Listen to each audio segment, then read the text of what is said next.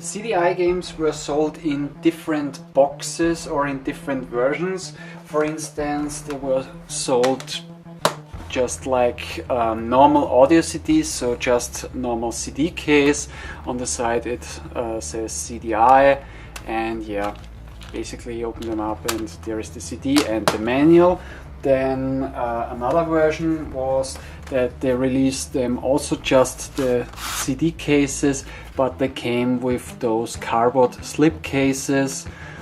The very first CDI games that were released in America actually came, let's say, in DVD boxes, or they looked like DVD boxes, and most of them also came with cardboard slipcase around them.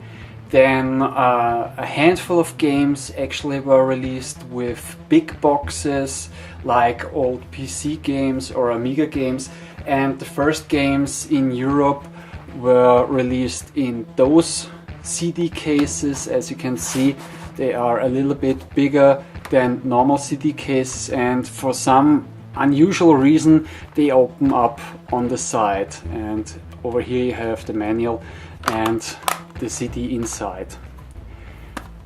Okay, now those are the different versions how the CDI games were released, or the CDI titles.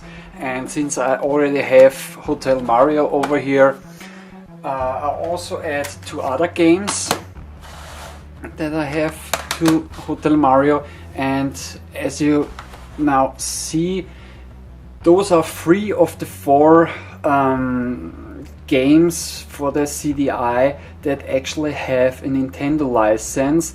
The 4th game is Zelda's Adventure, and everybody who makes a review about the CDI also mentions those 4 titles.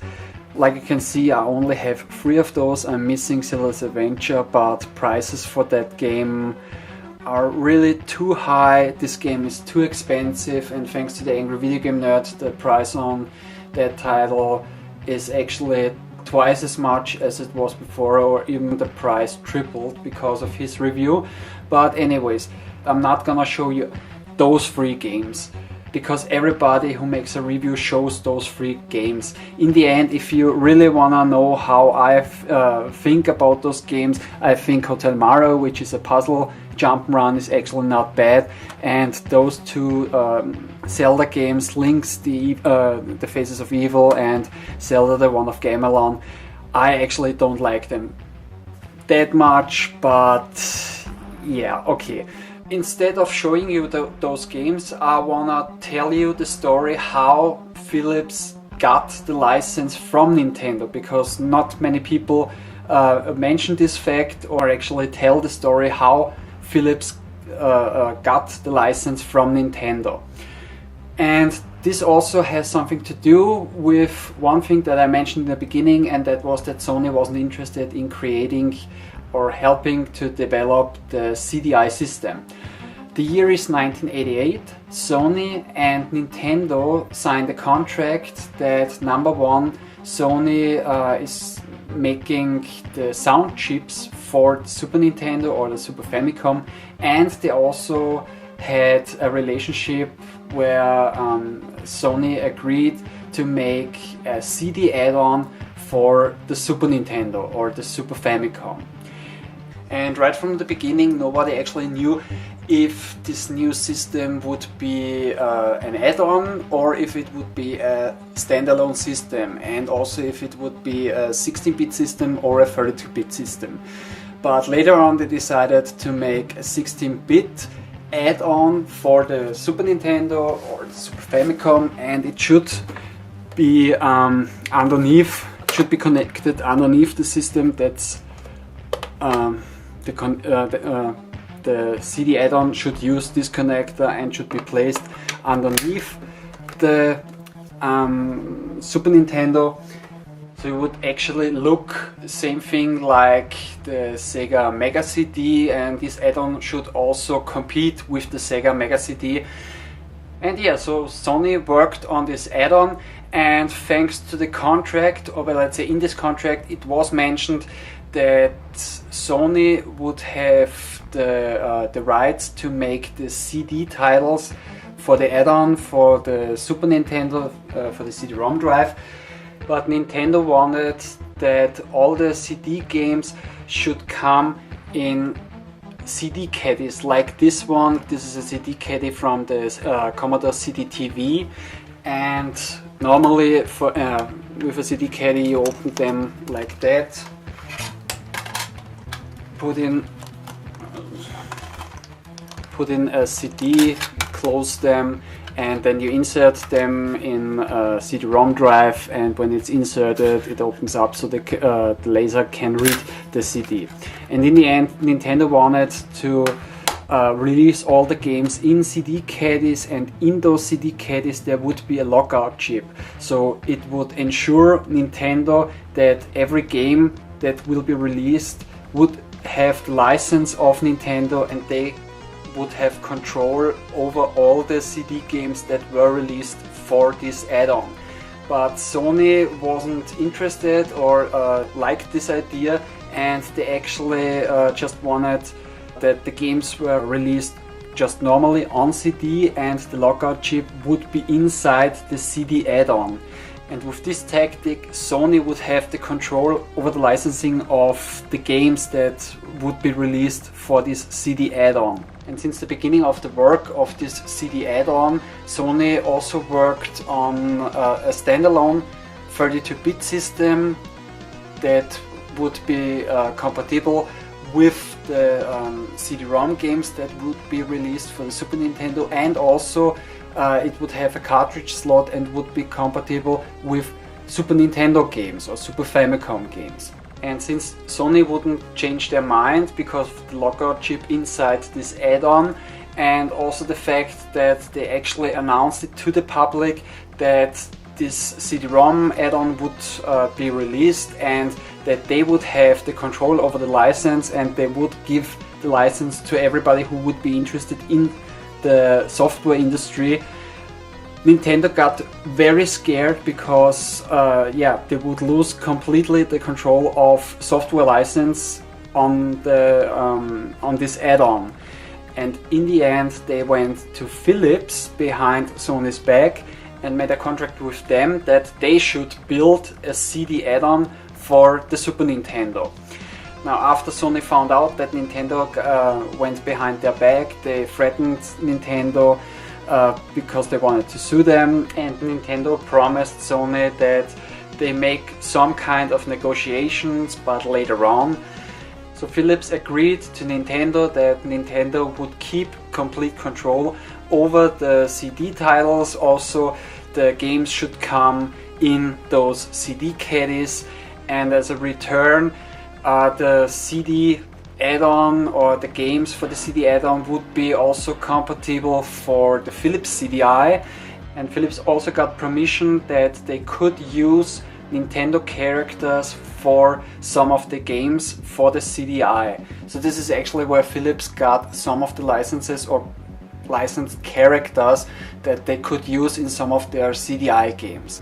Anyways, later on Nintendo actually made negotiations with Sony, because one of the main reasons why Nintendo actually wanted to negotiate with Sony was that if something would happen, Sony would not make the sound chips for the Super Nintendo anymore, and then Nintendo would have problems with all the Super Nintendos that were made after this mistake, let's call it like that. And finally, all three companies actually came to one agreement. Number one, Nintendo would still keep control over all the games that will be released for the CD add-on.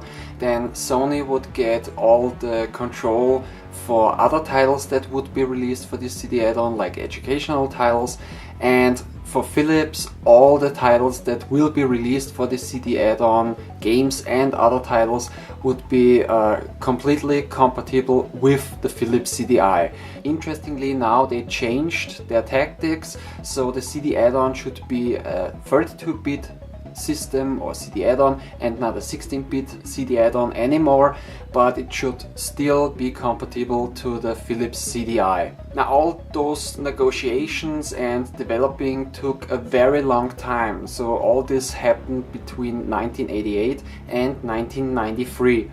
And they also had a lot of issues while developing the CD add-on, since the CPU of the Super Nintendo or Super Famicom is actually slower than on the Sega Genesis or Sega Mega Drive. And also another issue that they had, or let's say another problem that came up, was when Nintendo released the Super FX chip for the Super Nintendo. And now this Super FX chip would cause a lot of problems and issues for the communication between the Super Nintendo and the CD add-on. So with all those problems, and also because it took so much time, Nintendo actually figured out that it would be much cheaper if they actually would design a completely new system. And in the end, yeah, they cancelled the complete project and skipped the CD add-on. They later decided to create a new system, which became later on the Nintendo 64. And yeah, Sony, on the other hand, still had the plans for their standalone system, the 32-bit system, which was called the Project PlayStation. And yeah, they also started to completely redesign the system and later on release it as the Sony PlayStation that we all know today. And in the end, because of this big project with Sony, Nintendo and Philips, Philips had the rights to release some games for the CDI that featured Nintendo licensed characters. Actually, there was a fifth title developed for the CDI, a second Mario title. It was called Super Mario's Wacky World. It was developed, but it was also cancelled, and the reason for that was that Philips only had the rights to make 4 games with Nintendo characters, and they didn't have permission to release a 5th title, so that is the reason why Super Mario's Wacky World was cancelled. And in the end, this was the story how Philips got some of the licenses from Nintendo for the Philips CDI. Okay, but now we finally come to the games, and I've decided that I show you a lot of games this time. Not all the games that I have, but a very huge number, since I wanted to give you a very good overview of games that are available or that were available for the Philips CDI. Okay, but now we start with the first game. And the first game is Defender of the Crown. This is a real classic. It is a strategy game, and this game was ported to so many systems, and in the end you try to get control over England during the medieval years. On one hand, you have to fight over territories, then you can enter tournaments or hold tournaments.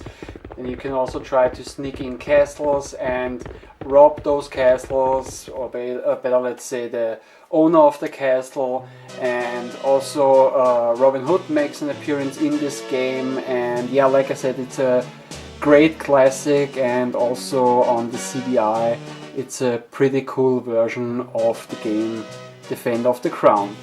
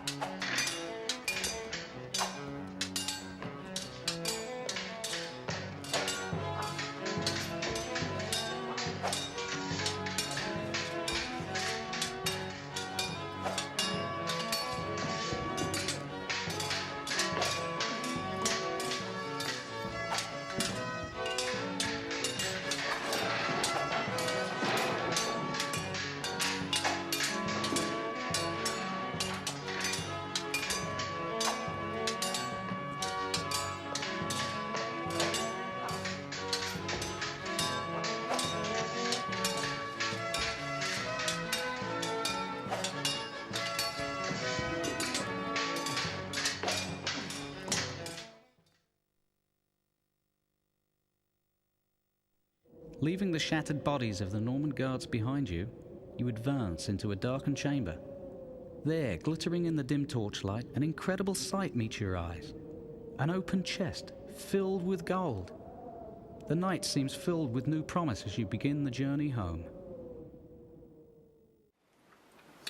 Now, next game is Kiefer, and Kiefer is, kind of a genre mix. On one hand, you have flying levels where you fly with a spaceship, and actually I only played it for the first time for this review, and you can't shoot anything, you always have to dodge obstacles. And I've read online then later on you have some kind of a first person view where you go through mazes, and it's a little bit like a rail shooter, or maybe even like a first person shooter where you fight enemies and then you have to solve a riddle and all the things you have to do on different planets to beat the game.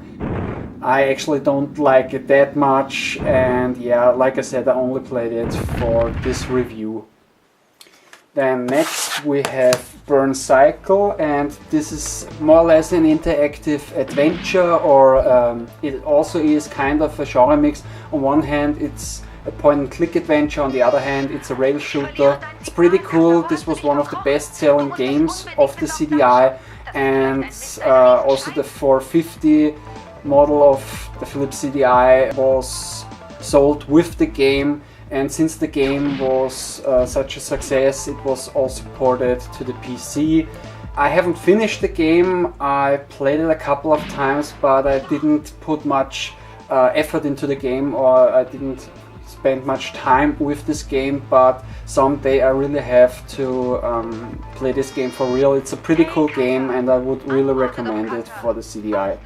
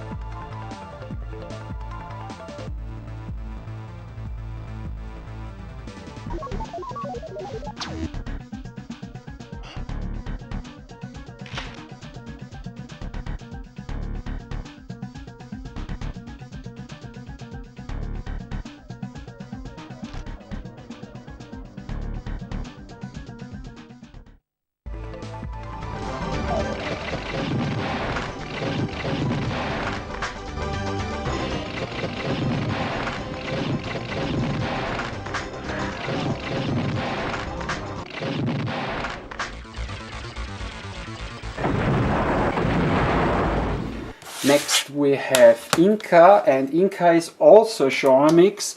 It's kind of a mix between a flight simulator, a point-and-click adventure, a rail shooter, and even a puzzle game. So it's actually a pretty cool game. The flying stages reminded me a lot of Wing Commander 1 or Wing Commander 2. It looks a little bit like this. And also it looks like the developers were a little bit inspired by Star Wars, because the spaceship looks a little bit like the Millennium Falcon.